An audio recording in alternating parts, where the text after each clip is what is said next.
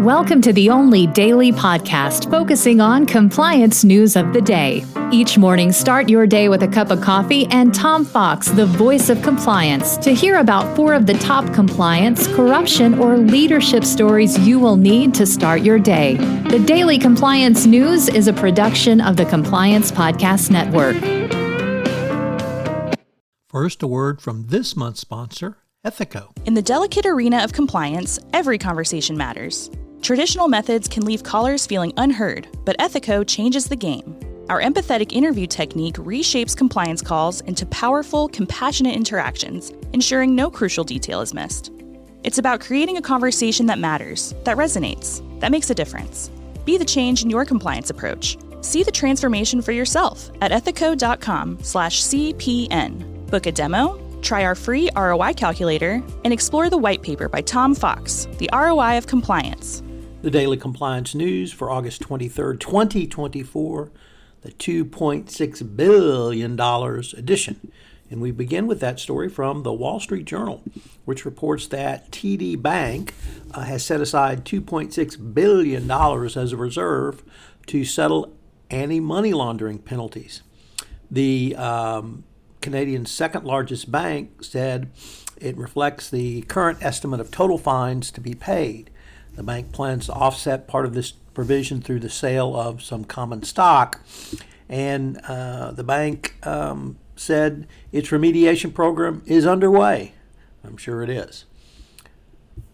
Bank's behaving badly again. Next up from the Financial Times, in a somber note, the body of former Autonomy CEO Mike Lynch has been recovered off of Italy, where he died with several others in a boating accident earlier this week. And obviously Lynch was short-lived for his freedom from charges of criminal fraud in the sale of Autonomy to HP.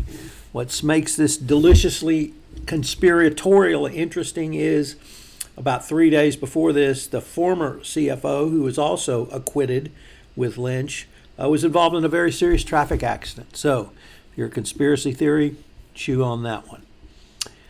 Next up, in an incredibly odd op-ed piece in the Washington Post, Michael Lewis tries to do a mea culpa on his portrayal of Sam Bankman-Fried. For those who don't recall, he wrote a book about Sam Bankman-Fried called Going Infinite, which was released immediately before the trial. And of course, the book was a glowing account of Sam Bankman-Fried, who was then found guilty for engaging in fraud for his work at FTX and Alameda Research. Lewis doesn't say he was wrong. He really tries to point out that SBF was convicted largely because he had an odd personality. And that's really not a good look for anyone, let alone a writer of Michael Lewis. He got took, and he just needs to pony up to it.